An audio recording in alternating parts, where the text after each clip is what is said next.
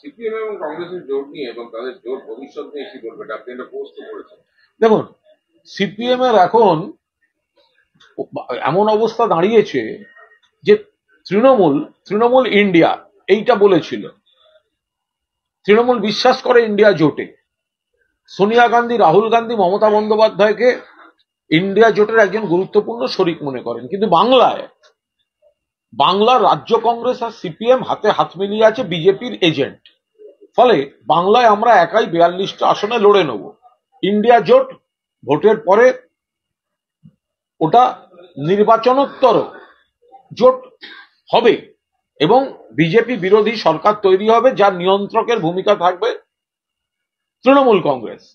কিন্তু সিপিএম এর এমন হাল, এই যে কমরেডরা নাকি ঘুরে দাঁড়াচ্ছে, কমরেডরা নাকি ইনসাফ যাত্রা করেছিল, এখন ভিক্ষাপাত্র হাতে বসে আছে। তৃণমূল কখন রাজ্য কংগ্রেসকে বাতিল করবে, সেই বাতিল রাজ্য কংগ্রেস সিপিএম এর কাছে যাবে এবং সিপিএম জোট করবে। সিপিএম এর বা বামফ্রন্টের একা লড়ার মুরদ নেই। ওদের ঘুরে দাঁড়ানো, ইনসাফ যাত্রার নাটক, এগুলো সমস্ত শুধু মিডিয়া বা সোশ্যাল মিডিয়ায় ঘুরে বেড়ায়। যদি ক্ষমতা থাকে তাহলে মোহাম্মদ সেলিমের পার্টি বা বামফ্রন্ট একা লড়ে যাচাই হোক জনমত, কংগ্রেস একা লড়ে জনমত যাচাই হোক যে সিপিএম, যে বামফ্রন্ট কংগ্রেস কর্মীদের উপর একসময় এত অত্যাচার করত, কংগ্রেস লড়েনি বলেই তো তৃণমূলের জন্ম। তাহলে কংগ্রেস আর সিপিএম যদি হাত মেলায়, কোনো প্রকৃত কংগ্রেসও ভোট দেবেন না সিপিএম কে, তারা তৃণমূল কংগ্রেসকে ভোট দেবেন। ফলে এই জায়গাটা এমন দাঁড়াচ্ছে, আমরা তো বলছি তৃণমূল বাংলায় একা লড়ছে, কিন্তু ভোটের পর দিল্লিতে বিজেপি বিরোধী সরকার গঠনে তৃণমূল কংগ্রেস থাকবে।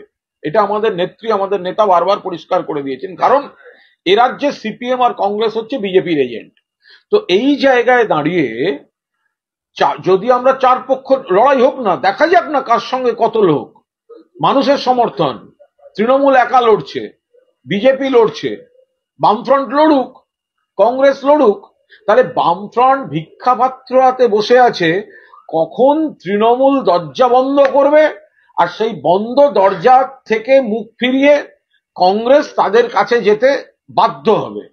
ফলে সিপিএম এর এই করুণ অবস্থা, ওদের ওই মুখে ন মারিতং জগৎ, এই বড় বড় কথা, ওদিকে একা লড়ার মুরদ নেই। একসময় শ্রেণীশত্রু কংগ্রেস নাকি, ইন্দিরা গান্ধী নাকি ডাইনি, রাজীব গান্ধী বোফর্সের চোর, গলি গলি মে শোর হয় রাজীব গান্ধী চোর হয়। আর এখন কংগ্রেস, তৃণমূল তোমাকে নিচ্ছে না, তুমি এসো আমার সঙ্গে এসো। বাটি হাতে বসে আছেন মোহাম্মদ সেলিম। করুণা হয় দেখলে, জামানত যাবে। 42টা আসনে সিপিএম কংগ্রেসের জামানত জব্দ হবে, আর সিপিএম এর তো 42-এ 42 জামানত জব্দ হবে। যদি ক্ষমতা থাকে সিপিএম, যদি ক্ষমতা থাকে কমরেড মোহাম্মদ সেলিম, এই চ্যালেঞ্জ অ্যাকসেপ্ট করুন।